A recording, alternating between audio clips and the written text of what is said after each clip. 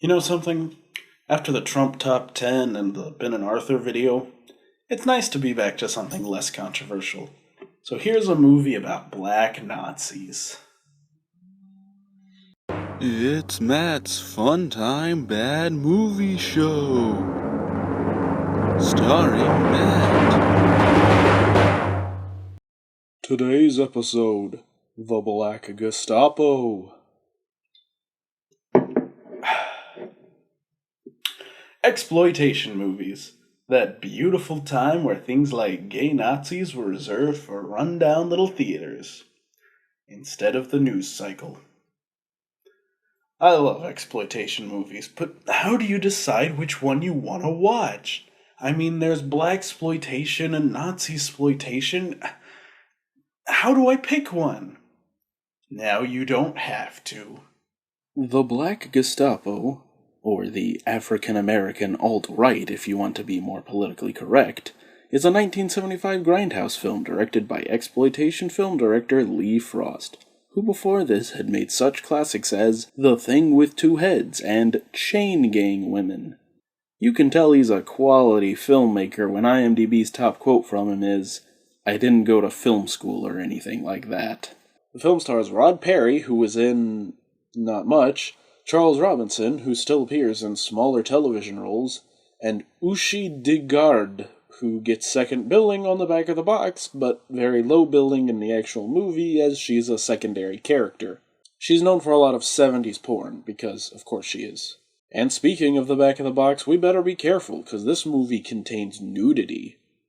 Or maybe just the Black Six contains nudity and this is fine. They don't make that real clear. Also, this DVD definitely has a cheap, old DVD smell. It's real strong. Just like black people. Smooth transition. So the film opens on the Beastie Boys from the Sabotage video? They're part of the mob, and they're here because this guy owes them money, so they break his TV. Or you could have just stolen it for money. Then we see a member of the People's Army giving a rousing and admittedly reasonable speech. But quick zoom on this guy and we cut to footage of the Nazi army. And I can't believe I have to say this, but Nazis are bad. And with uniforms like this, I just can't believe anyone would think they're Nazis. It seems the People's Army, a group originally started so black people could help the black community, isn't doing so well, and some members think they should take more extreme measures. Then Coaches and Bobby the Rookie start catcalling the nurse, and this whole sequence was pretty inevitable. And it ends with someone getting gut-punched to death?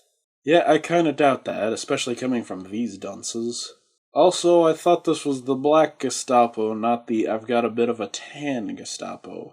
So then, they don't mention these characters' names till halfway through the film, so, Charles is debriefing General Rod about the incident and tries to talk him into allowing him to start a protection army. Because the People's Army isn't trained for any army-type stuff.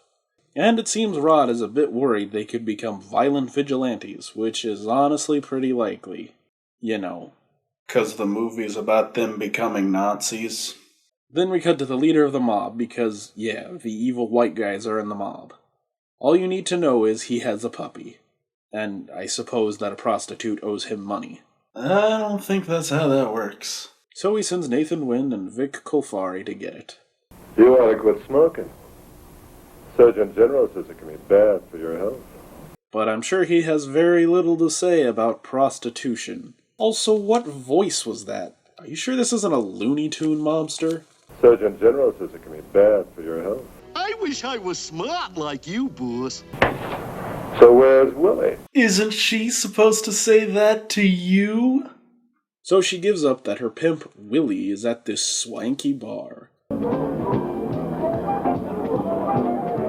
Remember, guys, the fact that it's 9:15 will be very important. Meanwhile, General Rod has given Der Schwarzerführer permission to put together a 6-man protection force.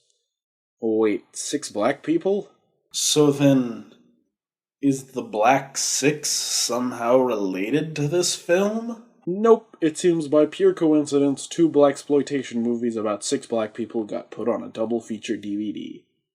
Oh, and this scene only exists to establish that this protection army is gonna happen. Something already established. Cut back to the bar, and MCA sees the nurse from earlier leaving. I'm gonna get me some of that. You're gonna get some of the girl who already hit you for molesting her, who's now with a guy. You're not an intelligent man. Oh, by get some you meant kidnap her. Oh, and I thought he was wearing jeans this whole time, but it looks like he's wearing blue spandex. Then, only after kidnapping her, holding her down, and tearing her shirt off does he decide, This ain't my style. little late on that one, though he does decide to beat her up. You know, if the Third Reich were this funky, I could get behind it. All I want to know is who. You want to know whom? Clearly, the utmost care was put into transferring the Black Gestapo to DVD. So they catch Adam Yuka in the bath, and that is some murky water. Then they castrate him, and hopefully he bleeds to death because I'm out of Beastie Boys references. Then pointless nudity. I'm not really sure what this scene is about, but there's nudity. Actually, that could summarize the whole film. So the Black Gestapo show up to protect this guy from the mobster trying to take his money and end up breaking one of his TVs and getting shot. Clearly, they only hired the most qualified people. From now on, we'll be taking the gambling money. You don't have to worry about them anymore.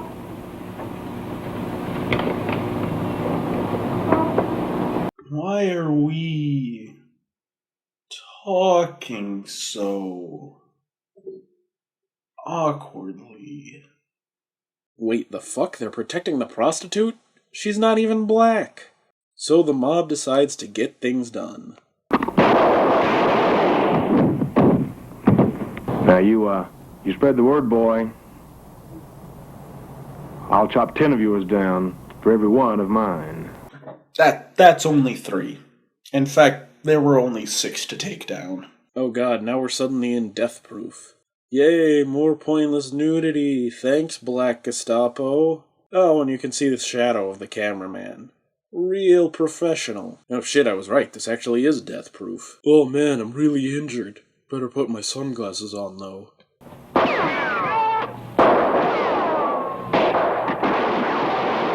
the fuck's with you? If you want to shoot me, at least wait till I come all the way out. Wait, there's another mob boss? Yeah, it seems he's the big guy, and this was just his right-hand man. I didn't catch that the first time I watched this. Now, you all heard me say no rough stuff, right? No hard stuff. Huh? Right. Yeah. Huh? Right. So who threw the bomb in the restaurant? Someone threw a bomb in a restaurant? I think this movie's leaving out a huge scene. And now the General Rod approved 6 Good Men is a full army with training facility and a place for R&R. Oh, and they started a protection racket to pay for it. And now, over halfway through the film, we've started an actual Black Gestapo.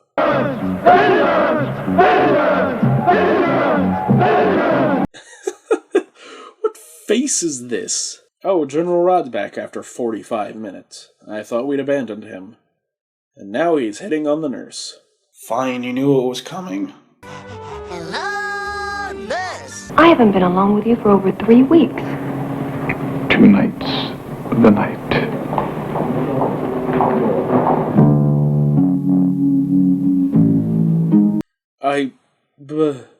What?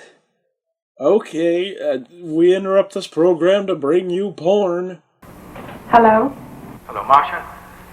This is Dr. Lips. Some kids have thrown a bomb through our window. No one has been seriously hurt. Oh, and now someone's bombed the hospital. This film has a chronic problem of never showing bombs going off. So General Rod hears there are rumors about terrible things the People's Army is doing and discovers the secret army. You jive ass. Really? Really, name-calling. That's where you decided to go with this. Not trying to shut him down or defunding him or anything. Nah, just name-calling. Good work. So the People's Army begins stealing money back from the Black Gestapo, and they kidnap General Rod in retaliation. So in order to escape, he jumps off a cliff. I don't know a lot about being kidnapped, but that doesn't seem like it would work. Also seems like kidnapping is a recurring theme in the films I review. Johnny from Harem Scarum, Princess Rubali from Jim Cotta, Leah from Faithful Findings, the dog in Flying Ryan. I wonder if it means something. Okay, I don't know if it's just me, but there's something about these uniforms that just remind me of the Black Power Ranger. Anyway, now it's time for General Rod to break in and put things to an end. Huh? Was that a noise? Better look inside where any intruder would be coming from.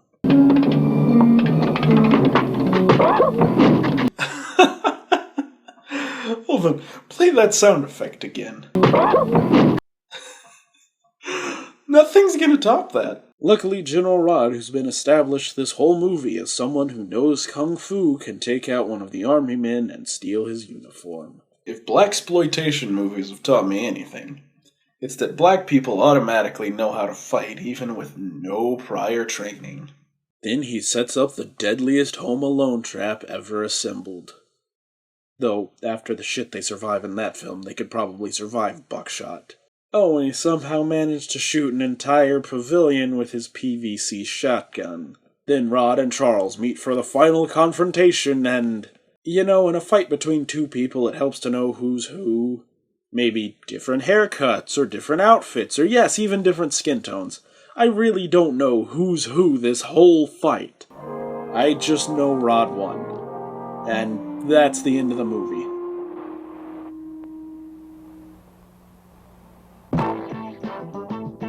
So that was the Black Gestapo. That's probably about what you'd expect. Yeah, actually, maybe not even that.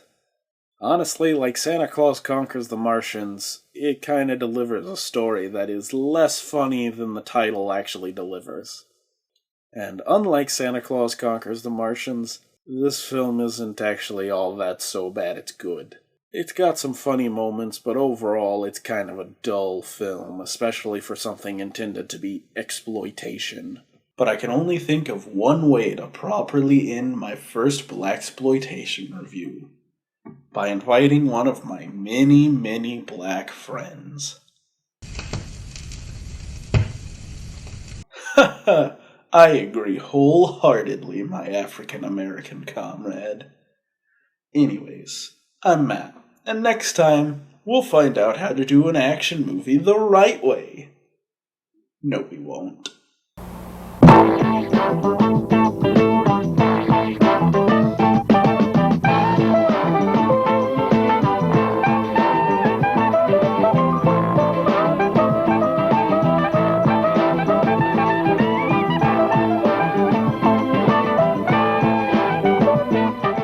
You jive ass. Just so you don't think I'm racist, here's my white friends.